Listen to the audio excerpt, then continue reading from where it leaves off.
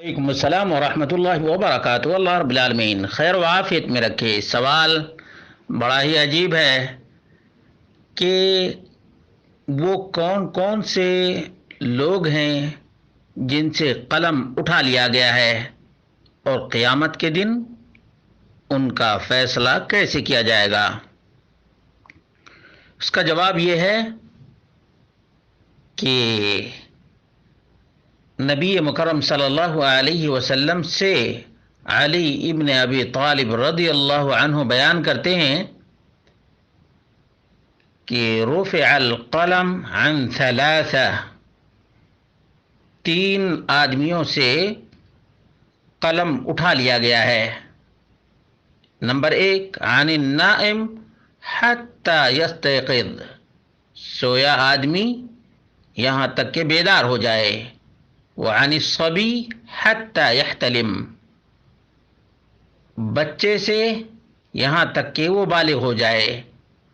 وعن المجنون حتی یعقل، اور پاگل سے یہاں تک کہ اس کا پاگل پن ختم ہو جائے۔ ترمذی کی 1423 نمبر کی روایت ہے، نسائی کبریٰ میں 7346، مسند احمد میں 956، اور امام بخاری نے العلل الکبیر میں اس کو حسن قرار دیا ہے۔ ترمذی کی 226 نمبر کی روایت ہے۔ امام ترمذی کہتے ہیں حسن غریب من هذا الوجه، ولا نعرف للحسن سماعا عن علي، وصحح اسناده احمد شاکر فی تحقیق المسند، وصححه الالبانی، شیخ الالبانی نے صحیح سنن ترمذی 1423 پر صحیح قرار دیا ہے۔ ابو داؤد نے 4403 نمبر پر ذکر کیا ہے، بیہقی میں 5292، الکفایہ للخطیب میں صفحہ نمبر 77 ہے۔ شیخ الالبانی نے اس کو صحیح قرار دیا ہے، صحیح سنن ابو داؤد 4403 نمبر۔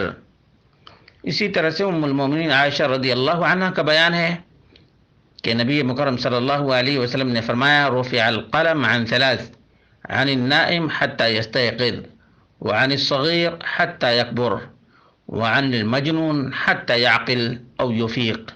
ابو داؤد 4398، نسائی 3432، اور یہ نسائی کے الفاظ ہیں۔ ابن ماجہ 2041، مسند احمد 24738۔ امام بخاری نے کہا ہے کہ یہ مجھے امید ہے کہ محفوظ ہے۔ ترمذی 225، اور ابن العربی نے عارضۃ الاحوذی جلد نمبر 3 صفحہ نمبر 392 پر صحیح قرار دیا ہے۔ ابن کثیر ارشاد الفقیہ جلد نمبر 1 صفحہ نمبر 89 میں اسنادہ علی شرط مسلم، اور شیخ الالبانی نے صحیح النسائی 3432 پر صحیح قرار دیا ہے۔ ان دونوں حدیثوں سے معلوم ہوا کہ تین قسم کے لوگ ہیں جن سے قلم اٹھا لیا گیا ہے۔ تین قسم کے لوگ ایسے ہیں جن سے قلم اٹھا لیا گیا ہے۔ جہاں تک سوال یہ ہے کہ قیامت کے دن کیسے ان کا حساب ہوگا، تو اس کا جواب یہ ہے کہ ان کو اللہ رب العالمین امتحان لے گا۔ امتحان، جو پاگل ہے اس کو اللہ رب العالمین عقل دے گا اور امتحان لے گا، پاس ہو گیا نجات پائے گا۔ مسلم کے جو بچے ہیں وہ